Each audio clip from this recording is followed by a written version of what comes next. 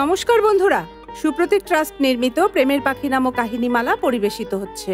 আমি আপনাদের বন্ধু শর্মিষ্ঠা উপস্থিত হয়েছি কাহিনীর ৮ নম্বর পর্ব নিয়ে। আগের পর্বে আপনারা দেখেছেন নিশা আর প্রতীক 7-11 শপে ঢুকেছে। সেখানে ঢুকে তারা কি খাবে সে সম্পর্কে কাউন্টারে দাঁড়িয়ে থাকা মহিলাকে জিজ্ঞাসা করে।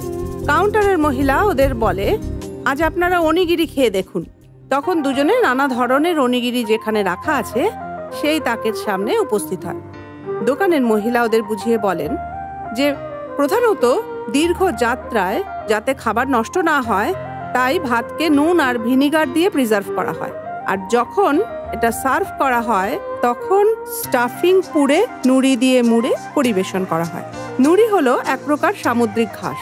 আলাদা আলাদা বিভিন্ন জিনিস যেমন chicken, fish, mixed veg, cheese ইত্যাদির পুর দিয়ে এবং নানান আকারে অনিগিরিকে বানানো হয়। এর মধ্যে উমেবশি হলো সবচেয়ে জনপ্রিয় স্টাফিং। এটি উমে ফল দিয়ে বানানো আচারের মতো এবং অল্প মিষ্টি টক নোনতা স্বাদ রয়েছে।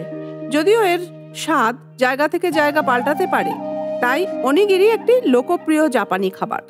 এই নুড়ি বা সামুদ্রিক ঘাস শুকিয়ে রেখে খাবারে ব্যবহার করা হয় এবং খেতে খুবই সুস্বাদু আর আমাদের শরীরের জন্যও ভালো। গভীর সমুদ্র থেকে এই ঘাস সংগ্রহ করা হয়। জাপানে এই পাতা বানানোর জন্য বড় বড় কোম্পানি আছে যারা এই জলজ ঘাসগুলিকে সমুদ্র থেকে তুলে নিয়ে এসে মেশিনের সাহায্যে পাতের আকার দেয়। এই পাতগুলিকে ভালোভাবে প্যাক করে বিভিন্ন জায়গায় পাঠানো হয়। নানা ধরনের রান্নায় এই নুড়ি ব্যবহার করা হয়।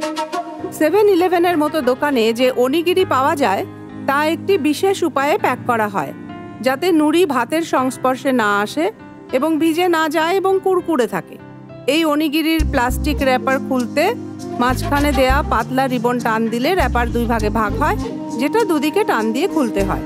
প্রথমবার অনিগিরি খেয়ে নিশা আর প্রতীকের এত ভালো লেগেছে যে ওরা কয়েকটা অনিগিরি নিয়ে নিল নিজেদের সাথে পরে খাওয়ার জন্য। দুপুর 1:30 বাজে তখন। এবার ওরা অন্য আরেকটা জায়গায় যাওয়ার জন্য ভাবলো।